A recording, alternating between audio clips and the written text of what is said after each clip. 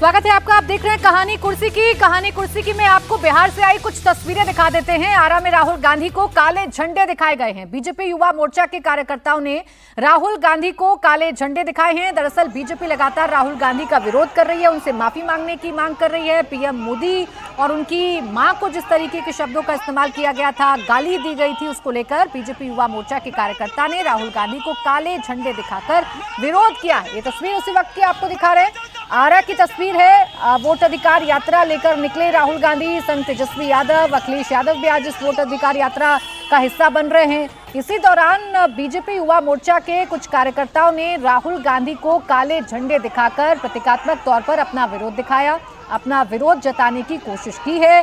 दरअसल वोट अधिकार यात्रा के दौरान ही जिस मंच पर राहुल गांधी थे, उसी मंच से कुछ देर बाद प्रधानमंत्री नरेंद्र मोदी और उनकी मां को गालियां दी गई, जिसको बीजेपी ने एक बड़ा मुद्दा बना लिया है।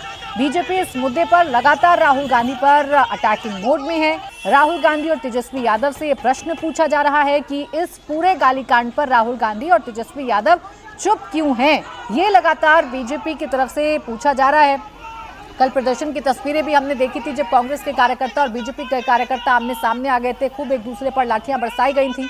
और आज राहुल गांधी जब आरा में वोट अधिकार यात्रा निकाल रहे हैं तो उन्हें काले झंडे दिखाए गए हैं, जैसा कि तस्वीरों में भी इस वक्त नजर आ रहा है। तो बीजेपी इस मुद्दे को छोड़ने वाली नहीं है, ये तो समझ में आ रहा है हर्षवर्धन जी। और आप जगह जगह जहां जहां जाएंगे राहुल गांधी इसी तरीके की तस्वीर देखने को मिल सकती है।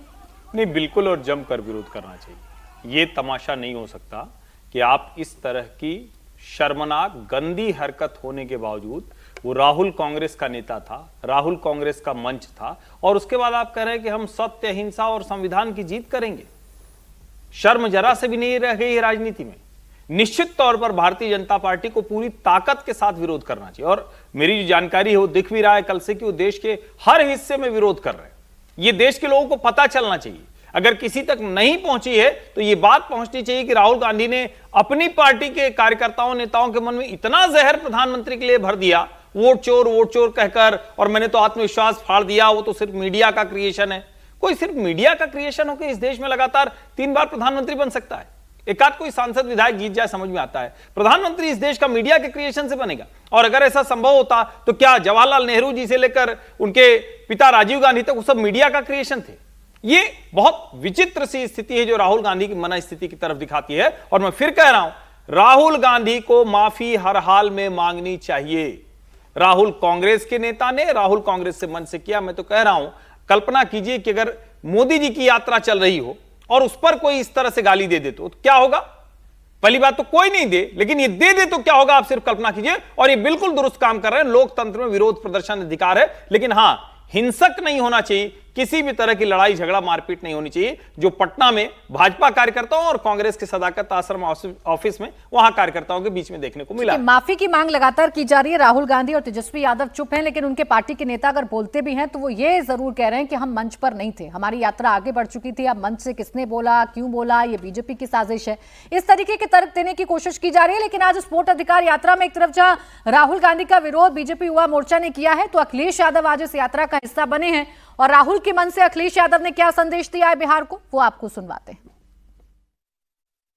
इन आयोग जिस तरीके से काम कर रहा है, बीजेपी से मिलके काम कर रहा है, ये चुनाव आयोग नहीं, ये भारतीय जनता पार्टी ने इसको जुगाड़ आयोग बना दिया है। ये चुनाव आयोग अब जुगाड़ आयोग हो गया है। और जो एसआईआर हुआ है, इससे सरफरा कोई फैसला नहीं हो सकता है।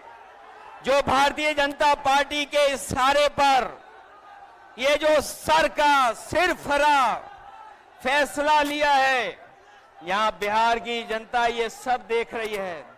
बिहार की जनता ने ये भी देखा है कि जहां पर युवा पलायन करते थे, उन्हें तेजस्वी ने नौकरी रोजगार देने का काम किया था। इस बार जब तेजस्वी होंगे तो बेरोजगारों का पलायन नहीं होगा, इस बार बीजेपी का पलायन होने जा रहा है।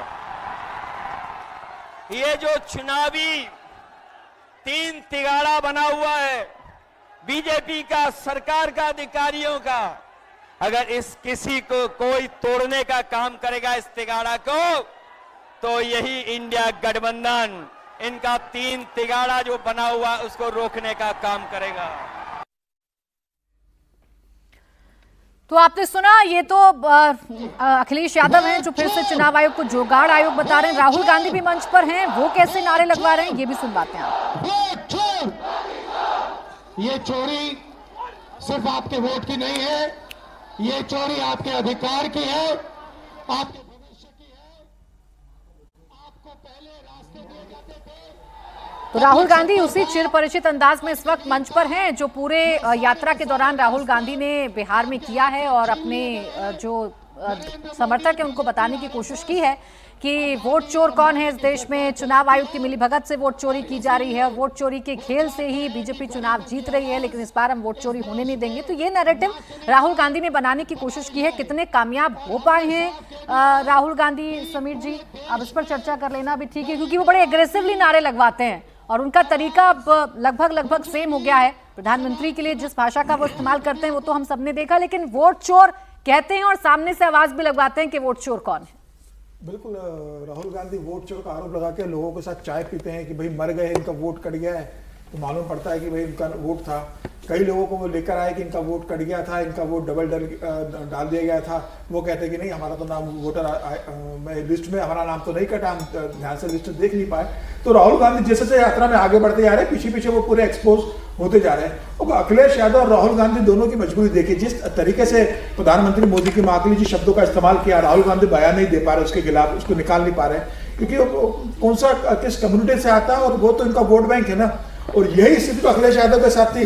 अखिलेश यादव ने डिंपल यादव के खिलाफ इतना अभद्र टिप्पणी करने वाले के खिलाफ एक शब्द नहीं कहा, क्योंकि वो भी उनका वोट बैंक था। तो अपने वोट बैंक को ध्यान में रखते हुए अखिलेश यादव और राहुल गांधी, अखिलेश यादव तो किसी तिकड़े की बात कर रहे हैं ना। मैं आ रही हूँ समीर जी आपके पास, अपनी बात कंप्लीट करेगा।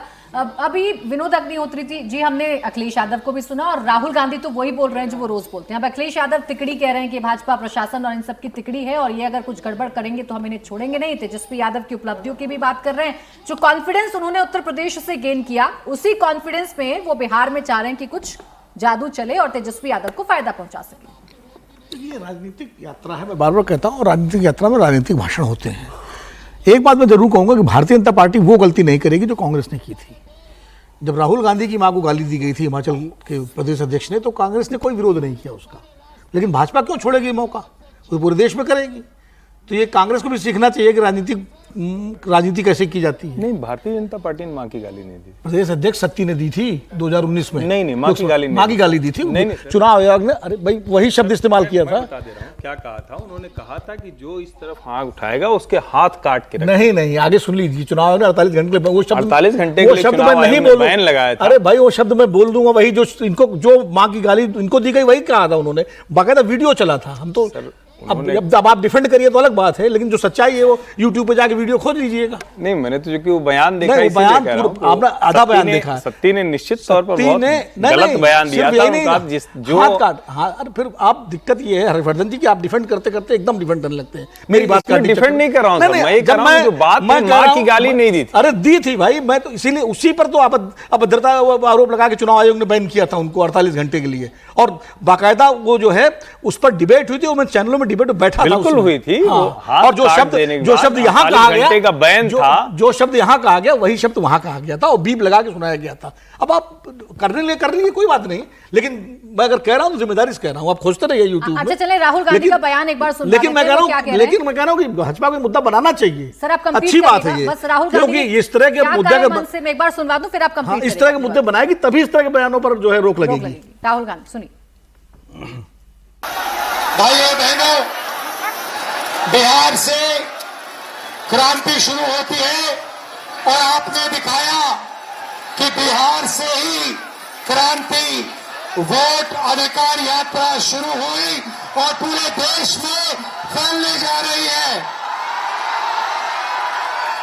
अब आप पूरी दुनिया को ये नारा सुनाइए, वोट चोर, वोट चोर, वोट चोर, वोट चोर। ये चोरी सिर्फ आपके वोट की नहीं है, ये चोरी आपके अधिकार की है, आपके भविष्य की है। आपको पहले रास्ते दिए जाते थे, पब्लिक सेक्टर था, अग्निवीर था, ये सारे के सारे रास्ते आपके हाथ से छीन लिए गए हैं। नरेंद्र मोदी, बीजेपी, आरएसएस, अदानी अंबानी की सरकार चलाती है और इसीलिए वो चाहते हैं कि गरीबों की आवाज इस देश में ना सुनी जाए। अब देखिए, राहुल गांधी आज एक बार फिर से मंच पर हैं और जिस तरीके से उसी एक मंच का गलत इस्तेमाल किया गया, सबको उम्मीद है कि राहुल गांधी यहां से कुछ बोलेंगे, लेकिन अभी भी वो वोट अधिकार यात्रा को लेकर ही आप वोट चोर के जो नारे हैं वो लगवा रहे हैं। अखिलेश यादव आज यूपी से बिहार पहुंच गए हैं और वहां तेजस्वी की सरकार बनाने का दम भर रहे हैं, लेकिन संभल को लेकर अखिलेश यादव अब कई गंभीर आरोप हैं जो सरकार पर लगा रहे हैं। दरअसल यूपी में संभल पर एक बार फिर दंगल शुरू हो चुका है। एसआईटी की रिपोर्ट सामने आने के बाद हिंदू संगठनों ने मोर्चा खोल दिया है।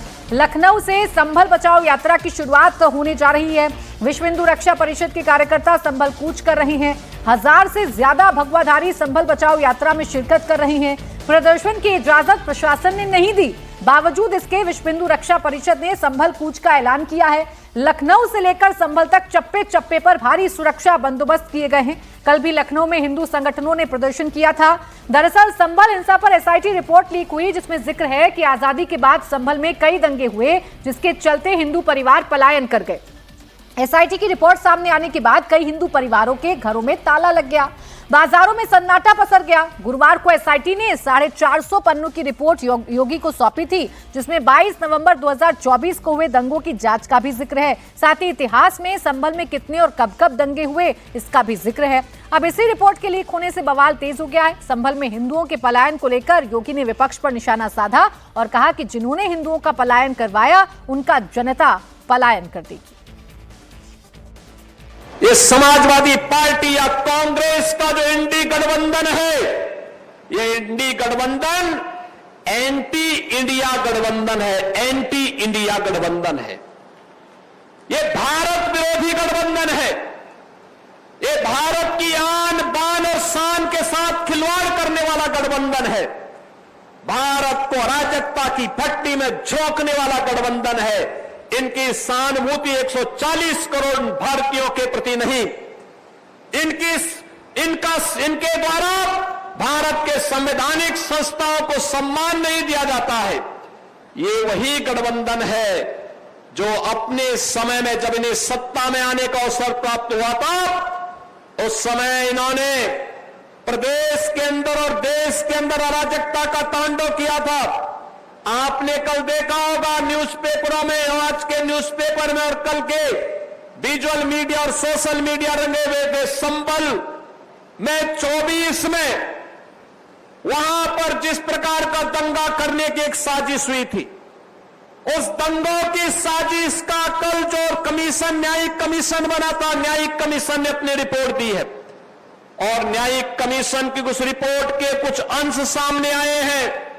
कैसे समाजवादी पार्टी और कांग्रेस के समय में चुन चुन करके हिंदुओं को निशाना बनाया जाता था, कैसे उनकी डेमोग्राफी को, उनकी जनसांख्यिकी को कम करके लगातार उन पर अत्याचार करवाए जाते थे, कैसे दंगे करवा करके हिंदू विहीन कर दिया जाता था क्षेत्रों को। लेकिन आज ये डबल इंजन की सरकार है, डेमोग्राफी को भी नहीं बदलने देगी और जो भी डेमोग्राफी को बदलने का दुस्साहस करेगा, उसको स्वयं पलायन करने के लिए मजबूर होना पड़ेगा, क्योंकि अब बिना भेदभाव के शासन की योजना का लाभ हर नागरिक को प्राप्त हो रहा है। अब तुष्टीकरण नहीं, संतुष्टीकरण के माध्यम से सशक्तिकरण की तरफ हम लोग आगे बढ़ रहे हैं। एक लंबा चौड़ा ट्वीट अखिलेश यादव की तरफ से किया गया है और अपने ट्वीट में अखिलेश यादव कह रहे हैं कि पलायन का प्रोपेगेंडा फैलाने की कोशिश ये सरकार कर रही है, क्योंकि 9 साल पुरानी भाजपा सरकार की ये सबसे बड़ी नाकामी है और कई स्टेज या कई लेवल बताए हैं। अखिलेश यादव ने। मानसिक स्तर पर पलायन होना, सामाजिक स्तर पर, आर्थिक स्तर पर, रोजगार के स्तर पर, नीति और योजना के स्तर पर, जनसांख्यिकी, देश के स्तर पर, ये तमाम ऐसे स्टेजेस हैं जिस पर अखिलेश यादव कह रहे हैं कि सरकार फेल हो गई है और सरकार कुछ नहीं कर पाई, इसलिए ये पलायन हुआ है। हालांकि अखिलेश यादव की पार्टी के भी कई नेता ऐसे हैं जो इस रिपोर्ट पर ही सवाल खड़े कर रहे हैं, इस पलायन को बिल्कुल निराधार बता रहे हैं। लेकिन कुल मिलाकर संभल एक बार फिर से सियासत के केंद्र में है और संभल पर अभी जबरदस्त दंगल छिड़ा हुआ है। संभल की रिपोर्ट पर अखिलेश यादव का ट्वीट आपने देखा, असदुद्दीन ओवैसी हैं वो भी रिएक्ट कर रहे हैं, कह रहे हैं कि हमें मोदी और योगी से इंसाफ की उम्मीद नहीं है। संभल में हिंदुत्व का एजेंडा चलाया जा रहा है, लेकिन संभल की जनता इस एजेंडे को नाकाम कर देगी। रिपोर्ट में पढ़ा नहीं हूं और संभल तो निशाने पर है बीजेपी आरएसएस के। यह है कि इंसाफ की लड़ाई लड़ी जा रही है और कोर्ट में लड़ी जा रही है। हमको कोर्ट से उम्मीद है, हमको इंसाफ की उम्मीद बीजेपी और योगी या नरेंद्र मोदी से नहीं हो सकती, क्योंकि वो लोग तो संभल में जो कुछ हो रहा है, इतने लोगों की वहां पर पुलिस फायरिंग में हत्या हुई है। अब जाहिर है रिपोर्ट क्या आएगी, कौन सी रिपोर्ट में क्या निकलेगा हमको मालूम है ना। तो उस रिपोर्ट से क्या है, आप तो वहां पर संभल को तो एक वहां पर आप जो आपका एजेंडा है हिंदुत्व का, उसको नाफिज करना चाह रहे हैं संभल में आप, और मुझे यकीन है कि संभल की आवाम मुत्तहिदा तौर पर उस एजेंडे को नाकाम करेगी। तो संभल में कैसे हिंदुओं की संख्या 45% से घटकर 15% हो गई, इसी के इर्द गिर्द अब सियासी ताना बाना बुनने की कोशिश की जा रही है। लेकिन समीर जी, अखिलेश यादव कह रहे हैं कि ये 9 साल का फेलियर है, 9 साल में योगी सरकार कुछ नहीं कर पाई, इसलिए पलायन हो रहा है, आर्थिक स्तर पर भी, सामाजिक स्तर पर भी, मानसिक स्तर पर भी। लेकिन ये पलायन तो 78 साल की रिपोर्ट में बताया जा रहा है कि ये आजादी के बाद से होता चला गया, और कैसे होता चला गया उसका भी जिक्र इस रिपोर्ट में है। देखिए, संभल की जो रिपोर्ट आई है, उस रिपोर्ट के बाद पूरे हिंदुस्तान के हिंदुओं को संभलने की जरूरत है। जो संभल की रिपोर्ट आई है, 1947 में अगर 45% वहाँ हिंदू थे और 2025 में अगर वहाँ 15% रहते हैं, तो 30% पॉपुलेशन का संभल से पलायन हुआ है। और तमाम दंगों का भी इस रिपोर्ट में जिक्र किया गया है। ठीक है, अखिलेश यादव ये कह सकते हैं कि भाई आर्थिक रूप से कुछ पिछड़े लोग होंगे, कुछ रोजगार के लिए पलायन किया होगा। ये पूरे हिंदुस्तान में एक गांव से दूसरे गांव में जाते हैं या एक शहर से दूसरे शहर में नए रोजगार ढूंढने के लिए जाते हैं, उसमें कोई समस्या नहीं है। समस्या तब होती है कि जब एक वर्ग से डर कर हिंदू परिवार घर छोड़ के जाता है और घर के बाहर लिख देता है कि यह घर बिकाऊ है, ताला डाल के डर के मारे चला जाता है दंगे के बाद, वो चिंता का विषय है। रोजगार के लिए तो पलायन पूरे हिंदुस्तान में होता है, इसमें कोई किसी को चिंता की बात नहीं है। हालांकि ये भी चिंता की बात है कि भाई पलायन नहीं होना चाहिए, जहां वो रहता है उसको रोजगार मिले, लेकिन बड़े अपॉर्चुनिटी के लोग दूसरे शहर में जाते हैं। लेकिन जो रिपोर्ट में कहा गया है, और उस रिपोर्ट में यह भी कहा गया है कि संभल के जो सांसद है बर्क साहब, उन्होंने तो यह कहा था कि भाई मुसलमान किसी का गुलाम नहीं है, मुसलमान तो मालिक है।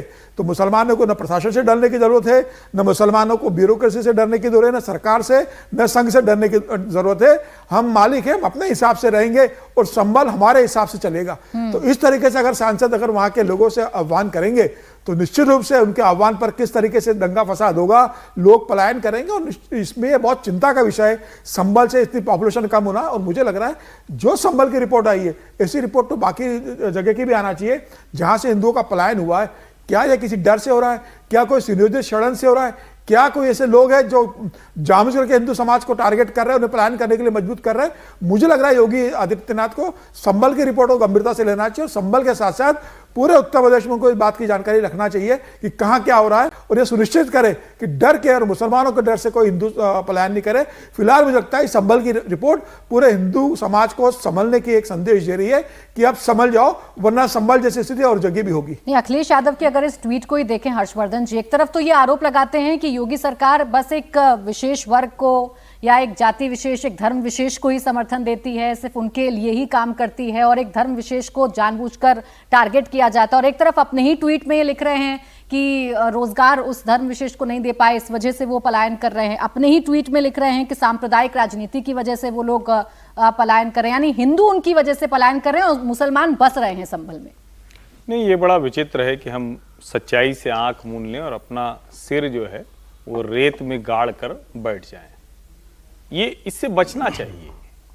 जब एक रिपोर्ट साफ साफ कह रही है कि 45% हिंदू थे और 15% रह गए, तो इसका मतलब आप समझ रहे हैं कि यानी 3 हिंदुओं में से 2 हिंदू वो छोड़कर चला गया, और जो बचा भी होगा किस स्थिति में होगा उसको समझिए। और जब संभल में अभी हाल वाले दंगे हुए थे तो उसके बाद क्या हुआ था, जगह जगह लोगों ने खोजा कि भाई कौन था, कहां था, मंदिर मिला। तो एक परिवार, ज्यादातर चैनलों पर उनका इंटरव्यू चला था, उन्होंने क्या कहा, उन्होंने कहा हमारे लिए संकट हो गया, हम तो करते थे सबसे, ये मुस्लिम ही तो सबके साथ कारोबार करते थे, उन्होंने यह कि हमारे घर पर कब्जा कर लिया, आग लगा दी। जिनके कर्ज थे वो और आगे थे, जिनको हमने कर्जा दिया था, जिनको पैसा दिया था, जिनको उधार देते थे, वो आगे आगे थे। उन्होंने कहा हमारी बेटियों का निकलना मुश्किल हो गया, इसलिए हम चले गए। वो कोई नौकरी खोजने नहीं बिजनेसमैन परिवार कहीं जाता है, और बिजनेसमैन परिवार जब नौकरी खोजने भी जाता है तो वो कारोबार के विस्तार के लिए जाता है। और मैं कह रहा हूं कि इस बात को जब तक खुलकर ये चर्चा नहीं होगी कि जहां मुस्लिम आबादी बढ़ती है वहां क्यों हिंदुओं को बस्ती, वो शहर, वो गांव, वो इलाका, वो जिला छोड़कर जाना पड़ता है, और इसके आगे कहें तो वो प्रदेश भी छोड़कर जाना पड़ता है। जम्मू कश्मीर उसका बड़ा उदाहरण है। देश के अलग अलग हिस्सों में दिख रहा है कि जहां जहां मुस्लिम आबादी बढ़ी वहां ये स्थिति हुई। और अगर उसके बाद भी एक राजनीतिक दल का नेता जो पूर्व मुख्यमंत्री है, अभी भी नेता विपक्ष, अब ठीक है उन्होंने यहां छोड़ दिया है, लेकिन वहां सबसे बड़ी पार्टी के नेता हैं, अगर वो ये कह रहे हैं तो क्या इस सच्चाई से आंख मूंदते हुए वो तुष्टीकरण में किसी को बचा रहे हैं? ये ज्यादा खतरनाक है। डेमोग्राफी बदल रही है अगर किसी भी राज्य में या किसी भी शहर में विनोद अग्निहोत्री जी, तो उस पर क्या चर्चा नहीं होनी चाहिए? सिर्फ इस वजह से कि तुष्टीकरण के आरोप लगेंगे, सिर्फ इस वजह से कि आप एक वर्ग विशेष को नाराज कर सकते हैं, आप उसके सेंटिमेंट्स को हर्ट कर सकते हैं, क्या इस वजह से सच्चाई को छिपाए रखना चाहिए? नहीं, बिल्कुल नहीं, चर्चा होनी चाहिए और चिंता भी व्यक्त करनी चाहिए। और ये चिंता खाली सरकार को ही नहीं, पूरे समाज को, पूरे देश को व्यक्त करनी चाहिए। कश्मीर को हम देख चुके हैं, जो भी हर्ष जी ने कहा सही बात है कि कश्मीर में जिस तरह से पलायन हुआ कश्मीरी पंडितों का, अब वो इतिहास में हम नहीं जाएंगे कब हुआ, कैसे हुआ, किसकी सरकार थी, क्या हुआ। लेकिन संभल की अगर बात करें, एक तो रिपोर्ट आई, सरकारी रिपोर्ट है, सरकार ने कमेटी बनाई थी, रिपोर्ट अभी तो पेश होनी है विधानसभा में भी, लेकिन लीक हो गई। ठीक है, हो जाती है, पत्रकारों का काम है, रिपोर्ट लीक हो जाती है। अब उस रिपोर्ट के मुताबिक उसमें उसके डिटेल्स ऐसे आएंगे, तो ये एक तो जांचना चाहिए कि जो पलायन हुआ, क्योंकि संभल में जो आबादी थी, जो 1951 की जनगणना के अनुसार 61,568 आबादी थी उसकी 1951 में संभल में, और नगरी क्षेत्र में, जिसमें मुसलमानों की संख्या थी 43,667 यानी 71%, और हिंदुओं की संख्या थी 17,901 यानी 29%। और 2011 जो आखिरी जनगणना अभी तक की हुई है, उसके बाद जनगणना हुई नहीं अभी तक, उसमें जो जनसंख्या थी वो 2,20,813 थी, जिसमें मुस्लिमों की संख्या 1,71,514 लगभग 78% तथा हिंदुओं की संख्या 48,581 यानी 22% थी। 2000 यानी हिंदुओं की संख्या घटी जो है, और 29 से 22 हुई, और उनकी जो है 71 से 78 हुई, बढ़ी 7%। अब इसके बीच में जो ये रिपोर्ट आई कि और घट गई, 15% हो गई। तो कारण क्या है? क्या सांप्रदायिक दबाव की वजह से लोग पलायन कर रहे हैं, होगा, या इसके अलावा कई लोग रोजगार के कारण पलायन कर रहे हैं? तो सारी चीजें विस्तार से आनी चाहिए कि कितने परिवार सांप्रदायिक वातावरण के कारण पलायन कर गए, कितने परिवार रोजगार के कारण पलायन कर गए, कितने मुस्लिम परिवारों ने भी पलायन किया, और कितने बाहर से आके बसे। तो एक डिटेल रिपोर्ट इस पर आनी चाहिए, और हो सकता है उस रिपोर्ट में चर्चा हो, चूंकि उसके पास भी वो डिटेल नहीं आए हैं, और उस पर पूरी बहस होनी चाहिए शिद्दत के साथ। समाजवादी पार्टी भी उस पर करे और सरकार भी, और बिना राग द्वेष के, बिना उसको राजनीतिक मुद्दा न बना करके उसको उत्तर प्रदेश की डेमोग्राफिक का एक गंभीर मुद्दा बनाना चाहिए। देखिए, अब बीजेपी राजनीति करेगी हिंदुओं का पलायन हो रहा है और वो हिंदू यात्रा निकालेगी, समाजवादी पार्टी करेगी कि मुसलमानों पर अत्याचार हो रहा है, वो अपनी यात्रा निकालेगी, और ये मुद्दा जो है वहीं का वहीं रह जाएगा। इसका कोई कारगर हल नहीं निकलेगा। जबकि जरूरत यह है कि पक्ष विपक्ष मिलकर के इसका कारगर हल निकालें कि क्यों पलायन हो रहा है और नहीं होना चाहिए। वैसे तो रोजगार भी, जैसा समीर जी ने कहा कि वहीं मिले तो बहुत अच्छा है, लेकिन मान लीजिए रोजगार के कारण पलायन हो रहा है तो एक आर्थिक गतिविधि है।